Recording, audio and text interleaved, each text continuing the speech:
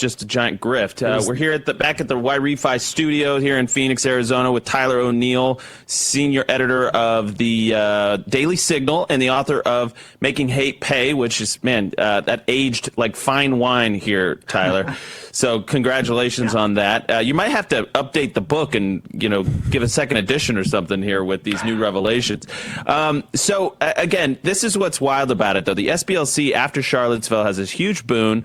It's some of the main funders that are being mentioned were George and Amal Clooney, Tim Cook, Tim Apple, MGM, Google. I mean, this is as mainstream as it gets. Yeah. Your thoughts? Yeah, no, it was. I mean, Charlottesville is Exhibit A of the graft here, because we often forget, in the months leading up to Charlottesville, the SPLC had a different hate map. They had a Confederate monument map that they put up on their website. And they had on this map, I kid you not, they say these monuments are causing turmoil and bloodshed. And on that map, they didn't just include, statues of Robert E. Lee, which we can all debate about. Like, I could understand people being frustrated a little bit. And then there's some statues where the statue actually said white supremacy. As far as I'm concerned, yeah, get rid of that statue. Robert E. Lee represents a lot more than that. And, he was a noble. Anyway, we don't need to relitigate that issue. But the SPLC put on this Confederate hate map, they put middle schools, high schools, elementary schools, they put military bases, and I get that you don't like these things being named after Confederates. It's one thing to say that. It's another thing to have a hate map that's scary, that says turmoil and bloodshed, and then is directing people. And in the midst of this, you had a lot of people going to monuments and knocking them over. Well, so this is early days Antifa stuff. Yeah, Tyler, to the extent that this work product by the SPLC is influential, it's hard to overstate it, right? Because I'm going to show you a clip of Joe Biden talking about why he decided to run for president. SOT 9. Yep. When I spoke to the mom who lost her daughter as a consequence of those neo-Nazis and white supremacists come out of fields in America with torches, carrying Nazi banners, singing the same sick anti-Semitic bile that was sung in Germany in the 30s. And when her daughter was killed, the press went to the then President Trump and said, "What do you think?" He said, "They're very fine people on both sides." And I knew then. I knew I'd do something. And that's how I decided to run. Okay, so that's just one clip here. So he says he decides to run because of Charlottesville. You mentioned that they were tearing down all these statues, in part because of the SPLC's map. So we're starting to see the work product here. Remember this from the inaugural address, SOT 10. Cry for survival comes from the planet itself.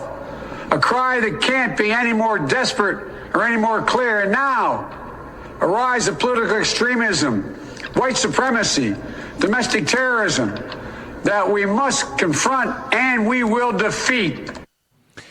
So you have to ask the question, obviously this is coming after January 6th, right? So at white supremacy, this is the line, domestic extremism. Now you have to ask the question, when Chris Wray says there's no, FBI informants, he does this, he can sort of technically say that because, hey, guess what? They might have outsourced the informants that were in the crowd that day. Do we know anything about that, Tyler?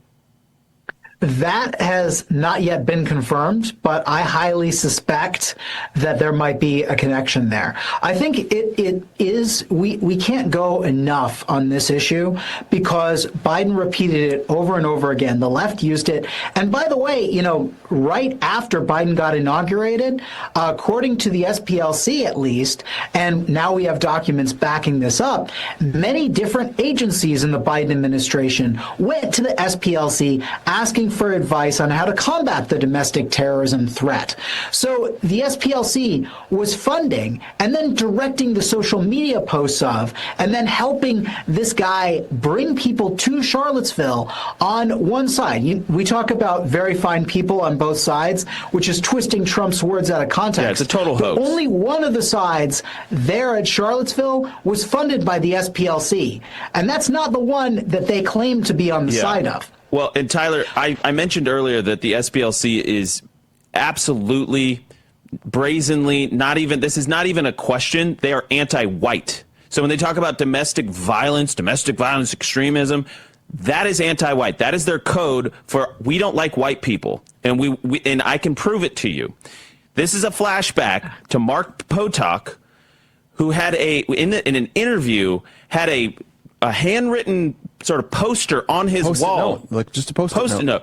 Documenting the decline, celebrating the decline of the white population in the United States. Look at that thing.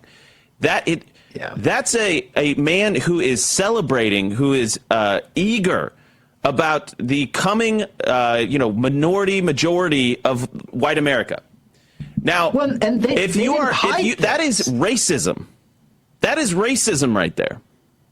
Okay, go ahead, Tyler. I don't mean to cut you off. Yeah, well, they didn't hide. Like the left has long said, remember that the new emerging majority, they called it, where they said that because of Obama's victory in 2008, suddenly there's going to be this coalition of the ascendant that's always going to keep America in the thrall of the Democratic Party. And meanwhile, if you say that they're importing people from foreign countries, if you're having a lot of illegal aliens, if you say, what Biden essentially admitted by opening the border in 2021. If you say that they're trying to replace people, you're somehow branded a racist. No. I'm sorry. No. I'm concerned. You're an anti-Semitic conspiracy replacement theorist. Right. And they have to string all those things together to really smear you.